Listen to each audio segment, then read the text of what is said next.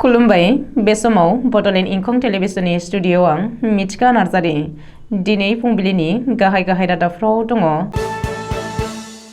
कानाडाया भारतआव थानाय हाई कमिशननि सा 40 मावफारियाफोरखौ बोखारसिगोन।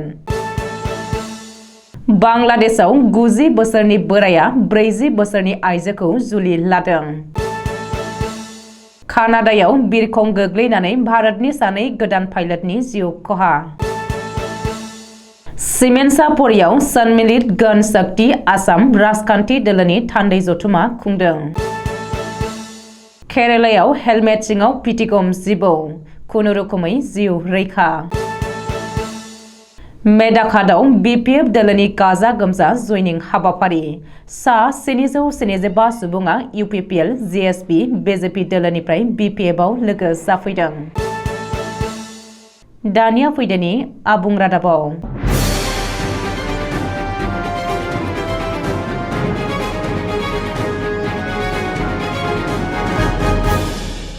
खालिस्तान बिग्रा चिफ थिउरिया हरदीप सिंह निज्जारखौ सोरबा बुथारनायनि उनाव आथिखालाव भारत आरो कानाडानि सोमोन्दोआ गाहाम नङा।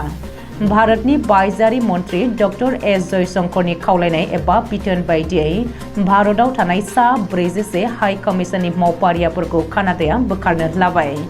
मानोना भारतआ फैगौ 10 अक्ट'बर 2023 नि गेजेरावनो बोखारनो बिथोन होदोंमोन।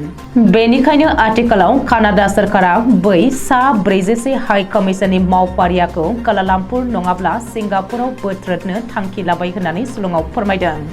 मख'नो गोनांदि कानाडानि हाई कमिशना भारतआव थानानै भारतनि इसिङारि हालोदनि सायाव बिबुंथि होनानै सावरायदोंमोन आरो भारत बेरेखा बिबुंथि होबोदोंमोन। बेनिखायनो आथिखालाव भारतनि बायजोआरि मन्थ्रि डक्टर एस जयशंकरा कानाडानि हाई कमिशननि मावफारियाखौ बोथोरनो बिथोन होदोंमोन। बांलादेशआव 90 बोसोर बैसोनि सासे बोराया 40 बोसोर बैसोनि सासे आइजोखौ जुलि लादों। जुलि लानाय बोरायनि मुङा मोहम्मद इस्लाम आरो आइजोनि मुङा मिनारा बेगम होननानै बांलादेशनि टिभि चेनेल RTV आ फोरमायथिदों। सुलुङाव फोरमायथिनाय बायदिब्ला मोहम्मद इस्लामा बांलादेशनि कुमिल्ला जिल्लानि जिल्ला बिजिरसालियाव 1967 मायथाइनिफ्रायनो उकिल एबा आयेनारि खामानि मावबोगासिनो दङ। आथिखालाव बिनि फिसाज्ला मोहम्मद इसाक सिद्दिकआबो बे कुमिल्ला बिजिरसालियावनो उकिल एबा आयेनारि खामानि मावगासिनो दङ। मोहम्मद इस्लामनि बिसिया थैनाया 6 बोसोर जाबायमोन। बेनिखायनो बोराय बैसोआव हारसिं जायो होननानै फिसाज्ला मोहम्मद इसाक सिद्दिकआनो बिफानो मिनारा बेगमखौ जुलि लानो नागिरनानै होफैदों।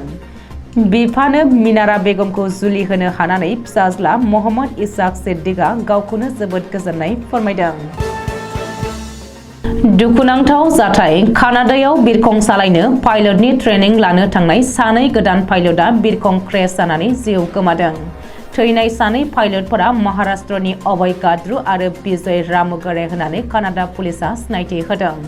कानाडा पुलिसनि सुलुङाव फोरमायथिनाय बायदिब्ला पाइपार PA-34 सेनेका मोननै इन्जिन गोनां बिरखंखौ बिरहोफुनाय समाव हरखाबै फांसे गोजौ दंफाङाव सौदावहैदोंमोन आरो बेनि उनाव बिरखंआव थानाय साथाम पाइलटआ जायगायावनो जिउ गोमादों। गुबुन सासे थैनाय पाइलटआ कानाडानिनो होननानै मिथिहोदों। बे दुखुनांथाव जाथाया सनिबारखालि कानाडानि सेलिवाक नोगोराव जादों होननानै फोरमायथिदों। धेमाजि जिल्लानि सानजारि नोगोर सिमेन्सापुरियाव थानाय सिमेन्सापुरि सेल्फि संख नब्लाङाव मिसिं अट'नमास काउन्सिलनि EM जहान डले आरो सन्मिलित श्रमिक शक्तिनि आफादगिरि अतुल पेगुनि मासि सामलायनायाव सानसेनि हाबाफारिजों जथुमनाय थान्दै मेलाव जनाय जिल्ला शक्ति दाफुंनो सन्मिलित गणशक्ति आसाम राजखान्थि हान्जाया गुवारै सावरायनाय जायो। थान्दै मेल जथुमाव गाहाय आलासि महरै नुजाथियो सन्मिलित गणशक्ति आसाम राजखान्थि हान्जानि आफादगिरि एबा मिसिं अट'नमास काउन्सिलनि गाहाय मावफुं सोद्रोमा परमानन्द साहिंआ बिथाङा आलासि महरै सन्मिलित नारी शक्तिनि आफादगिरि भबानी दुवारा नोजोरबोआरि महरै जहान डले, अतुल पेगु, नरेश कुम्बां आरो प्रताप चन्द्र टायें बिथांमोनजों लोगोसे गोबां दैदेनगिरि आरो फ्राय 2000निबो बांसिन थान्दैफोरा बाहागो लादोंमोन। केरालानि त्रिशूराव साजन मुंनि सासे सुबुङा गावनि स्कुटिखौ दोनथ'नानै हेलमेटखौनो स्कुटियावनो आलायनानै दोनदोंमोन। बे समावनो मासे फिसा फिथिगम जिबौआ हेलमेट सिङाव फैनानै हाबनानै थादों। उनाव जेब्ला साजन मुंनि सुबुङा गावनि स्कुटिनि खाथियाव फैनानै हेलमेटखौ दाङो अब्ला पिटिगम जिबौखौ नुसननानै जोबोरैनो संखिखांनायजों बागदावो आरो साखाथियाव थानाय गुबुन सुबुंनि जोहै जिबौखौ बायजोआव एंगारहरनो हायो। बाक्सा जिल्लानि मसलपुर बिटिसि बियाबनि मेदाकादआव सनिबारखालि बिपिएफ दोलोनि जयनिं हाबाफारिया गाजा गोमजायै जानानै थाङो। बे जयनिं हाबाफारियाव मसलपुर बियाबनि सिङाव थानाय गुबुन गुबुन प्राइमारिफोरनिफ्राय इउपिपिएल, जिएसपि, बिजेपि दोलोनिफ्राय गासै सा 775 सोद्रोमाफोरा बिपिएफ दोलोआव गोरोबफैनायखौ नुनो मोनो। गासै सा 775 सुबुङा गोदानै गोरोबफैदों बिपिएफ दोलोआव। मसलपुर बियाब इउपिपिएल दोलोनि गागि दैदेनगिरि परेश बर'जों लोगोसे माखासे गोबां इउपिपिएल सोद्रोमाफोरा आथिखालनि इउपिपिएल दैदेनगिरिफोरनि सायाव खुद्रिनाय आरो जेबो खेराइ जायैखौ फोरमायथिदों खौरांगिरिनि सोंनायाव। बे जयनिं हाबाफारियाव बाहागो लानानै बिटिसिनि बारग' मावफुं सोद्रोमा आरो आथिखाल बिपिएफ दोलोनि आफादगिरि हाग्रामा महिलारिया बाहागो लानानै खौरांगिरिनि सिगाङाव फैगौ 2024 इं मायथाइनि लकसभा बिसायख'थियाव बिपिएफ दोलोआ क'क्राझार आरो दरं उदालगुरि बियाबाव हारसिङैनो बिजाथि गेलेगोन आरो मोन्नैबो बियाबाव देरहानाया रोखा होननानै दाबि दैखाङो।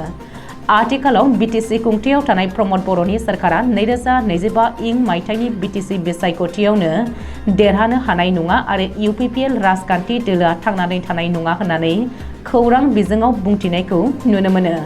लोगोसे प्रमद बर' दैदेननाय सोरखारा बिटिसि ओनसोलाव जौगानायनि जेबो खामानि मावनो हायाखै होननानै बुंथिनायजों लोगोसे थांनाय 3 बोसोर जाख्ल'नायनिल'सो खामानि मावदों होननानै अजद होनायखौ नुनो मोनो।